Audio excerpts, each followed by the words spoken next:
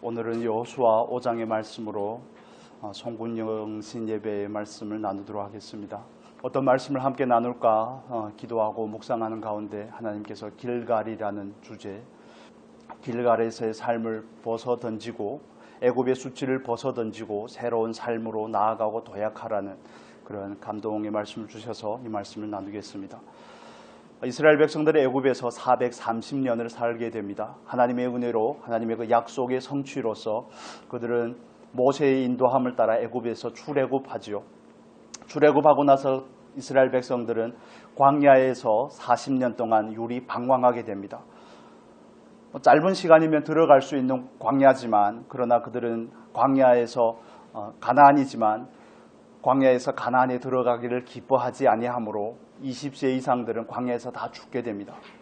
그리고 하나님께서 그들을 인도하여 가나안 땅에 들어가고 나서 요단강을 건너고 제일 먼저 도착한 장소가 길갈입니다. 오늘 본문에서 길갈에서 할례를 받는 그 이유에 대해서 말씀해 주고 있습니다. 길갈은 굴러간다라는 뜻입니다. 애굽의 수치를 굴러가게 한다는 의미를 가지고 있습니다. 여러분, 우리가 여호수아서를 읽어서 아시는 것처럼 요단강을 건너고 길갈에서 할례를 받고 그 다음에는 어느 성에서 전쟁을 합니까? 여리고 성에서 전쟁을 하죠. 우리 4장의 말씀 잠깐 볼까요? 4장 13절의 말씀을 보겠습니다. 4장 13절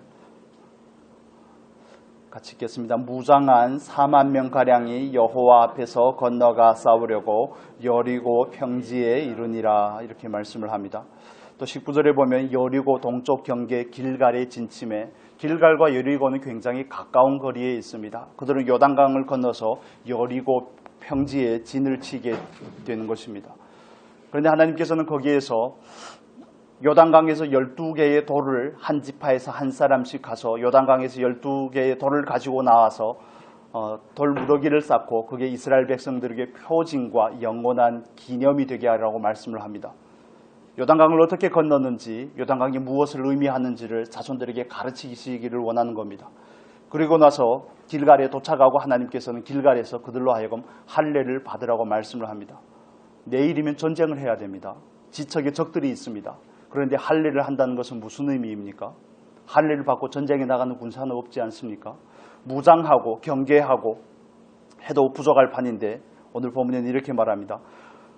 각기 초소에 머물며 낫기를 기다리라는 것입니다. 우리 5장 1절을 볼까요? 5장 1절을 보고 말씀 설명을 드리겠습니다. 5장 1절에 보면 이렇게 말씀합니다. 같이 읽겠습니다. 요단 서쪽의 아모리 사람의 모든 왕들과 해변의 가나안 사람의 모든 왕들이 여호와께서 요단물을 이스라엘 자손들 앞에서 말리시고 우리를 건너게 하셨음을 듣고 마음이 녹았고 이스라엘 자손들 때문에 정신을 잃었더라. 아멘. 이스라엘 백성들이 들어갈 가나안 땅은 하나님께서 주시겠다고 약속하신 땅입니다. 그 약속하신 땅은 이스라엘 백성들이 들어가서 전쟁해서 쟁취한 것이 아니라 하나님께서 전쟁이라는 방법으로 그들에게 하사하는 겁니다. 약속의 성취를 이루는 것입니다. 그래서 5장 1절에 보면 여호와께서라고 말씀합니다. 여호와께서 가나안에 사는 모든 백성들로 하여금 간담이 서늘하게 만든 것이죠. 정신을 잃었더라고 표현을 합니다. 그런데 그 가나안의 전쟁을 치르기 위해서 이스라엘 백성들에게 필요한 것은 정신적인 무장을 하는 것이 아니고 단결을 도모하는 것도 아니고 장비를 다시 온전하게 다듬고 칼을 가는 것도 아닙니다. 그들은 그 하나님께서 주시고자 한 약속의 땅에 들어가기 위해서 가장 우선 해야 되는 일은 길갈에서 기다리며 할례를 받는 겁니다. 육적인 수치를 벗어버리는 것이죠. 애굽의 수치를 벗어버리고 약속의 땅으로 들어가는 것입니다. 요단강을 건넌다는 것도 예수와 함께 죽고 예수와 함께 산다는 의미를 가지는 것처럼 길갈도 마찬가지입니다. 길갈에서 할례를 받고 가나안 땅을 정복함에 있어서 이스라엘 백성들은 전적인 하나님의 은혜만을 바라봐야 된다는 것이 길갈이 가지는 의미입니다. 여러분, 우리는 하나님의 은혜로 이때까지 잘 온 줄로 믿습니다. 우리 옆에 분들에게 이렇게 인사를 할까요? 하나님의 은혜로 이때까지 잘 왔습니다. 이렇게 고백을 하면 좋겠습니다. 이게 연말연시면 좀 기분이 좋고, 물론 기분만이 아닙니다. 즐겁고 감사하고 물론 그런 부분들도 있지만 그 무한의 항공기 사태를 당하면서 결코 그렇게 마음이 자유롭지는 않습니다. 그래서 넥타이를 검은색으로 메고 올까 하다가 와이프가 검은색을 매면 어떻게 하냐 그래서 마음이 무거운 게 사실입니다.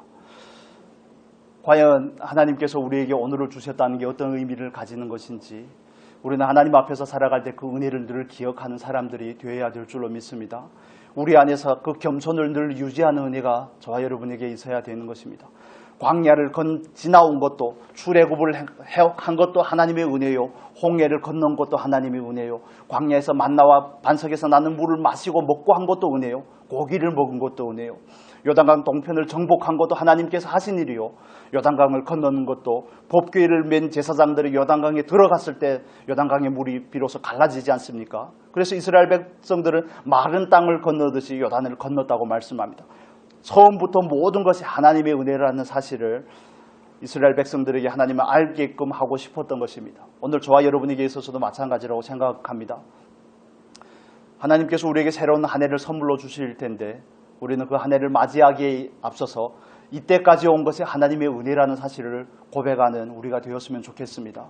전쟁을 앞두고 하나님만을 바라봐야 된다는 그런 의미에서의 할례인 것입니다. 하나님의 은혜로 그 땅을 얻는 것이지 나의 건강이다, 나의 지략이나 우리의 군사력으로 얻는 것이 아니라는 것은 하나님께서 이스라엘 백성들에게 말씀해 주고 싶은 겁니다. 저와 여러분이 선물로 받게 될 내일의 삶, 2025년이라는 그 한 해도 마찬가지입니다. 우리는 하나님의 은혜 안에서 살아가는 법을 더 절실하게 혹은 더 간절하게 더 열정적으로 추구하며 배워야 될 줄로 믿습니다. 내 힘으로 사는 게 아닙니다. 예수를 믿는 사람은 나로 사는 게 아니고 내 힘으로 사는 것이 아니라 하나님의 은혜로 사는 것입니다. 그래서 오직 의인은 믿음으로 사는 것이죠. 그 은혜를 바라보고 그 은혜를 믿는 믿음으로 사는 우리가 되기를 축원합니다. 우리는 믿음으로 사는 사람이 되어야 되는 겁니다. 새로운 삶의 자리로 새로운 시간을 대할 때 우리는 하나님 앞에 하나님의 은혜를 바라며 하나님께서 우리에게 은혜를 베푸셨던 것처럼 우리에게 또한 은혜로 함께 하실 줄을 믿는 그 믿음 안에서 살아가는 저와 여러분이 될 수 있기를 바랍니다. 은혜 없이는 아무것도 아닌 겁니다. 은혜 없이는 아무것도 할 수 없는 겁니다.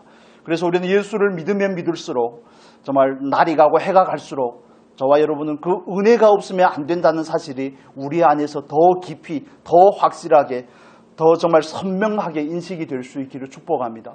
그게 그리스도인의 삶인 겁니다. 전쟁을 앞두고 정복의 전쟁을 앞두고 길갈에서 순종하며 할례를 하는 게 그리스도인이 가져야 될 마음의 자세인 겁니다. 내 힘으로 사는 게 아닙니다. 은혜로 사는 것이죠. 항공기 그 사태를 보면서 여러분은 많은 생각을 하셨을 겁니다. 저도 그 상황을 보면서 혹여나 우리 교회 성도님들 중에 제가 아는 목사님들이나 또 다른 성도님들, 가족들을, 친지들 중에는 그 사상자가 없는지 그런 것 때문에 안타깝기도 하고 왜 하나님은 그들에게는 그날이 마지막 날이 되었지만 우리에게는 새 날을 맞이할 수 있는 은혜를 주셨을까? 여러분 그 은혜의 의미가 뭐라고 생각을 하십니까? 하나님께서는 왜 그들에게 길갈에서 할례를 받고 하나님의 은혜를 바라보라고 하실까요? 가나안 땅에 들어가서 그들에게 가장 절실한 것은 하나님을 바라보는 은혜이기 때문에 그렇습니다. 가나안 땅에 들어간 이스라엘 백성들이 하나님의 은혜를 바라보지 아니하고 하나님을 믿고 하나님을 의지하지 아니하고 그 땅의 우상들을 숭배하고 그 땅의 문화들의 동화가 되어서 동조할 때 그들은 타락의 길을 걷게 되는 것을 볼 수가 있습니다. 여러분 하나님께서 우리에게 은혜를 주셨다는 것은 기회를 주셨다는 의미인 줄로 믿습니다. 그래서 그 기회를 우리가 받았다면 은혜 안에서 살아갈 수 있는 우리의 복된 삶이 될 수 있기를 바랍니다. 그렇다면 은혜 안에서 살아간다는 게 무슨 의미입니까? 나를 내려놓는 것이죠. 나를 내려놓는 것입니다. 내 명철을 의지하는 것이 아니라 마음을 다하여 여호와를 의뢰하는 것입니다. 여호와를 신뢰하는 것입니다. 우리가 정말 하나님 앞에서 하나님을 범사에 인정할 때 하나님께서 우리에게 은혜를 베푸시고 우리를 평강으로 인도하실 줄로 믿습니다. 그래서 우리가 맞이할 2025년은 정말 하나님 안에 은혜 안에서 살아가는 복된 한 해가 될 수 있기를 바랍니다. 은혜라는 말을 우리가 입에 늘 달고 살지만 정말 나는 그 은혜를 필요로 하는 사람인지 하나님 앞에서 점검하는 그 시간이 있었으면 좋겠습니다. 나는 나를 믿고 나를 의지하는 것은 아닌지 내 실력이라든지 내 지식이라든지 나의 관계라든지 내가 가진 물질이라든지 나의 능력이라든지 그런 걸 바라보고 은연중에 그런 데 기대는 것은 아닌지, 내가 출근하는 회사를 의지한다든지 다양한 것이 있습니다. 그러나 하나님께서 이스라엘 백성들에게 길갈에서 할례를 행하였던 것처럼 이 시간 저와 여러분에게 다른 것을 바라보지 말고 다른 것을 의지하지 말고 하나님만을 바라보고 하나님의 은혜의 기대라고 우리를 초청하시는 줄로 믿습니다. 은혜가 필요한 사람이 되시기를 축복합니다. 은혜가 필요한 사람이 되어야 됩니다. 그게 그리스도의 삶이고 그리스도인이 길인 것이죠. 신앙의 시간이 연륜이 많아지면 많아질수록 우리는 은혜가 더욱 필요한 사람이 되고 더욱 예수가 필요한 사람이 되어야 되는 것입니다. 그게 정말 그 십자가를 경험한 사람이고 길갈의 할례의 은혜를 받은 사람인 것입니다. 여러분, 길갈에서 이스라엘 백성들이 행했던 것은 할례를 행했습니다. 할례가 가지는 의미가 뭡니까? 오늘날의 세례와 같은 의미이죠. 단지 그런 몸에 새기는 일종의 기호를 떠나서, 왜냐하면 할례가 그때 중동에 있는 모든 사람들에게 있어서, 남성들에게 있어서는 관습처럼 행해지는 일이기 때문에 그렇습니다. 이스라엘 백성들만 구별한 일종의 표시가 아닙니다. 그렇지만 그걸 몸에 새긴 것은 어떤 의미를 가집니까? 반복해서 그 의미를 생각하라는 겁니다. 나는 언약의 백성이라는 사실을 생각을 하라는 겁니다. 나는 예수와 함께 죽었다는 사실을 깊이 생각을 하라는 겁니다. 이제는 내가 죽고 예수로 사는 삶을 살아야 된다는 것을, 그런 삶으로 우리가 초청을 받고 부름을 받았다는 사실을 다시 인식을 하라는 의미인 것입니다. 2024년을 우리는 어떻게 하나님 앞에서 살았습니까? 정말 할례 받은 자로서 하나님 앞에서 살았습니까? 참 할례당으로서 빌립보서 3장 3절에 말씀하는 것처럼 정말 육체로 자랑하지 아니하고 오직 예수로 자랑하며 성령으로 봉사하는 삶을 살았는지, 정말 하나님 앞에서 우리의 삶을 점검할 필요가 있습니다. 하나님께서는 왜 우리에게 새로운 시간을 주시고 새로운 한 해를 맞이할 수 있는 은혜를 베푸실까요? 우리 각자를 향한 하나님의 계획이 있기 때문인 줄로 믿습니다. 우리로 하여금 두렵고 떨림으로 구원을 이루게 하기 위해서 그렇습니다. 우리로 하여금 더 이상 나를 의지하는 사람이 아니라 예수를 의지하는 사람으로 살게끔 하기 위해서 그렇습니다. 내가 주인 돼서 사는 삶이 아니라 육체를 따라 육체를 순종하는 사람이 아니라 성령을 따라 사는 사람이 되라고 우리를 부르시고 권면하시는 줄로 믿습니다. 우리는 그 삶을 위해서 부름을 받은 겁니다. 새로운 한 해 가운데 각자에게 다 계획이 있고 목표가 있겠지만, 그러나 우리가 진정 목표로 삼아야 될 것은 예수와 함께 죽는 삶을 목표로 하시기를 바랍니다. 은혜가 필요한 삶을 목표로 하시기를 바랍니다. 예수와 죽고 예수로 사는 삶을 한 해 동안 우리가 추구해야 될 목적으로 삼으시기를 바랍니다. 하나님, 그렇습니다. 이제부터는 나를 더 이상 사랑하지 않겠습니다. 안목의 정욕이나 이생의 사랑이나 육신의 정욕을 사랑하지 않겠습니다. 이제는 하나님을 더욱 사랑하는 한 해가 되기를 원합니다. 예수를 더욱 사랑하는 그 기회의 날이 되게 해주십시오. 그렇지 않다면 그 시간들이 우리에게 별로 의미가 없는 것일 수가 있습니다. 왜냐하면 하나님께서 우리를 향한 그 구원의 역사는 시간 가운데서 이루어져 가기 때문에 그렇습니다. 하나님의 은혜로 우리를 하나님의 자녀로 부르시고 또 그 시간이라는 시간 가운데서 우리를 날마다 거듭나게 하고 날마다 변화시키고 날마다 성장하고 날마다 우리로 하여금 십자가를 경험하게 하시는 것이 하나님의 놀라운 손길이고 우리에게 시간을 주신 의미인 줄로 믿습니다. 그렇다면 그 앞에서 우리는 어떻게 반응을 해야 됩니까? 할례 받은 자로서 살아야 되지 않겠습니까? 참 할례당이 가지는 그 특징들을 우리가 가지고 살아야 되지 않겠습니까? 2024년을 돌아보며 저도 많은 회한이 남습니다. 나름대로 가졌던 그런 목표들이 있는데 이루어진 것도 있고 이루어지지 않은 것들도 있습니다. 75kg까지 맞춰보려고 했는데 1kg가 오버가 되었습니다. 76kg로 마무리하게 되었는데 내년에는 70kg로 하향 조정을 해서 하려고 하는데, 물론 육적이든 영적이든 다 목표가 있지 않겠습니까? 성경을 이독을 한다든지 아니면 책은 몇 권을 읽는다든지 이런 목표들이 있지만 이루어진 것도 있고 이루어지지 않은 것들도 있습니다. 새로운 한 해 하나님께서 우리에게 주신 그 기회의 날에 우리가 새해에는 애굽의 수치를 굴러보내는 삶을 살겠습니다. 이 소원을 다 가지실 수 있기를 바랍니다. 그게 우리에게 시간을 주신 의미이기 때문에 그렇습니다. 하나님, 계속 나는 지는 사람으로 사는 것이 아니라 이기는 사람으로 살기를 원합니다. 그 소원을 가지시기를 바랍니다. 우리가 말씀을 나눌 때 제가 여러분에게 그런 부분들을 많이 강조를 하는 것 같습니다. 육체가 얼마나 부패한지, 육체의 본성이 얼마나 타락했는지, 정말 아침부터 저녁까지 조석으로 늘 생각하는 것이, 우리에게서 나타나는 것이 온갖 악한 것임에 대해서 그만큼 강조를 했던 것 같습니다. 그것을 여러분에게 절망을 주려고 하는 것이 아니라 그 절망에서 소망을 바라보게끔 하기 위함이라는 사실을 여러분 깨달으셨죠? 그걸 아시기를 바랍니다. 우리 안에 소원을 묵살을 하려고 하는 것이 아니라 내 부패성을 늘 강조하는 것은 그 나의 부패함을 바라보고 나를 바라보면서 거기서 좌절을 하라는 것이 아니라 나에 대해서 절망하고 소망이신 예수를 바라보라는 의미에서 그런 말씀을 드리는 겁니다. 그래서 우리는 하나님 앞에서 하나님, 나는 이 썩어져 있는 육체 때문에 정말 세상 만물보다 거짓되고 이 부패한 육체 때문에 하나님의 말씀대로 살 수 없습니다. 이 부분을 지나치게 강조해서는 안 됩니다. 그게 아니라 우리는 어떻게 강조를 해야 됩니까? 하나님, 나는 내 안에 있는 성령을 따라서 능히 이기는 자로 살 수 있습니다라고 믿음을 드리고 고백하는 저와 여러분이 되시기를 축복합니다. 그렇습니다. 우리는 지라고 부름을 받은 게 아닙니다. 이기라고 부름을 받은 것입니다. 예수 안에서 이길 수 있다고 하나님께서 우리에게 말씀을 하시는 것입니다. 그래서 그 육체의 본성들이 드러날 때마다 은혜가 필요한 사람이 되고 예수가 필요한 사람이 돼서 그 이김을 바라보고 하나님을 더욱 신뢰할 수 있는 은혜가 있기를 바랍니다. 그게 길갈의 삶입니다. 새로운 삶, 새로운 땅에서 그 정복의 전쟁을 시작하면서 이스라엘 백성들은 자기를 죽이는 게 가장 중요했던 것입니다. 자기를 예수와 함께 십자가에 못 박는 것이 가장 중요했던 것입니다.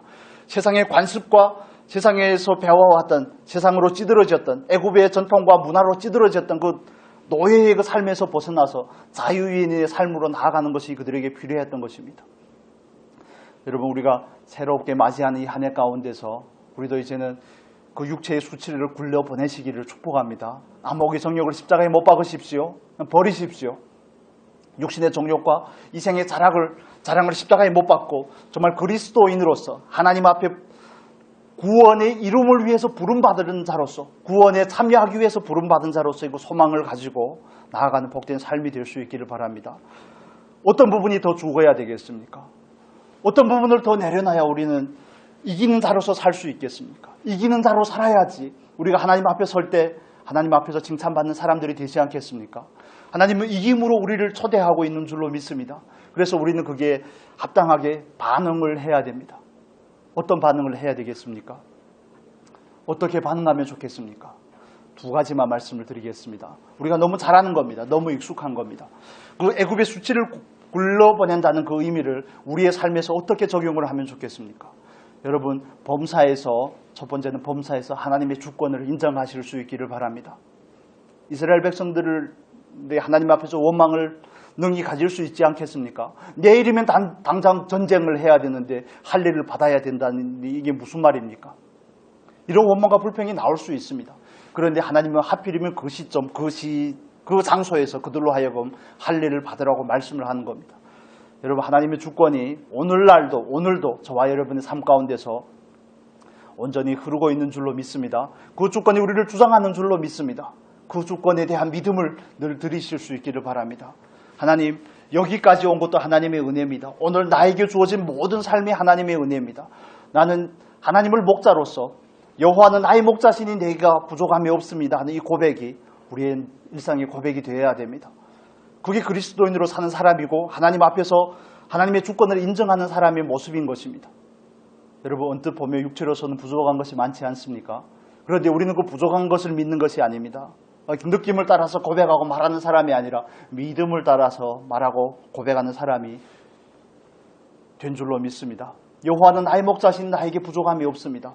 내 삶에서 일어나는 모든 일들이 하나님의 주권하에 있습니다. 나를 나보다 더 알고 나를 나보다 더 사랑하시는 하나님의 주권에 내 삶이 온전히 있습니다. 하나님의 능력의 장중에 내 삶이 붙들려 있습니다. 그걸 믿어드리시기를 바랍니다. 하나님의 주권을 인정하면 어떤 결과가 나타날까요? 하나님을 향해서 쉽게 원망과 불평을 하지 않습니다. 우리가 세 번의 새벽 예배 때 민수기의 말씀을 나누지 않았습니까? 민수기 11장 나눴던 것처럼 하나님의 주권을 인정하는 사람에게서는 온유와 겸손을 찾아볼 수가 있고 그 입술에는 찬양과 감사가 있습니다. 왜 하나님 나에게 이런 모습만, 왜 나로 하여금 이런 환경만 겪게 하십니까? 왜 나에게 이렇게 자꾸 한계를 두십니까? 나를 자꾸 내 삶을 제한합니까? 물질적이 되었던, 세상에서의 직위가 되었던, 인간관계든 아니면 나에게 주신 달란트가 되었던 모든 영향력에 있어서도 마찬가지죠. 모든 부분에서 그 제한하시는 하나님의 손길에 우리가 온전히 아멘입니다라고 고백할 수 있기를 바랍니다. 정말 저는 이 부분에 대해서 굳게 믿고 저 스스로에게 적용을 해오면서 정말 많은 경험들을 해오고 많은 간증들을 가지고 있죠. 두 가지입니다. 저는 저에게 가장 많이 적용을 하는 거 두 가지. 하나님의 주권에 대한 절대적인 순종. 두 번째는 바뀌어야 될 사람은 나뿐입니다라는 이 고백. 이 두 가지만 저와 여러분이 붙잡고 새로운 한 해를 맞이하면 어떻겠습니까? 우리가 영성훈련을 시작하면서 제일 먼저 만나는 제목들이 아닙니까? 하나님의 주권을 배우는 것, 또 하나님 앞에서 내 잘못이라고 인정하는 것. 그런데 이 두 가지가 안 되니까 하나님 앞에서 많은 부분에서 넘어지게 되는 겁니다. 여러분은 하나님의 주권을 얼마나 인정하십니까? 여러분은 인간관계 가운데서 상황을 대하면서 하나님께서 나를 바꾸고자 하신다는 사실에 대해서 얼마만큼의 믿음을 드리고 그 사실에 대해서 얼마만큼 순종하고 있습니까? 그런 부분들이 우리 안에서 정리가 되어 있지 아니하면 그걸 위해서 싸우시기를 바랍니다. 그걸 위해서 몸부림치며 기도하고 통성으로 하나님 앞에 부르짖고 하는 은혜가 우리에게 필요한 것입니다. 다른 사람을 탓하지 말고 환경을 탓하지 말고 자녀를 탓하고 남편을 탓하고 아내를 탓하는 것이 아니라 하나님 앞에서 하나님은 나를 바꾸고자 하신다는 사실에 대한 믿음으로 고백이 필요한 시점인 것입니다. 여러분은 얼마나 그 사실에 대해서 인정하고 있습니까? 제가 지금 핸드폰을 안 가지고 왔는데 시간이 다 됐죠? 우리 인사를 하고 계속 나눌까요? 새해 복 많이 받으십시오. 인사를 이렇게 하면 좋겠습니다.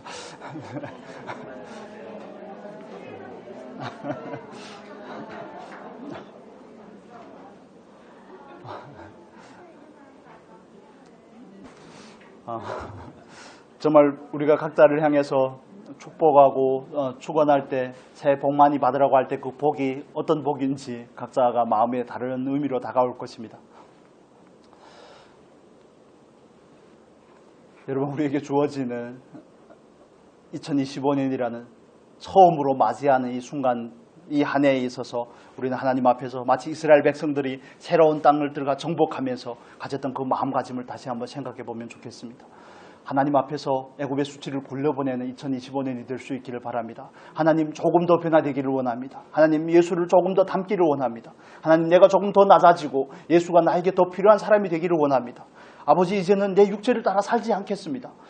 이 세상과 이 세상의 것들을 바라며 거기에 주목하지 않고 하나님의 은혜를 바라보는 사람이 되겠습니다.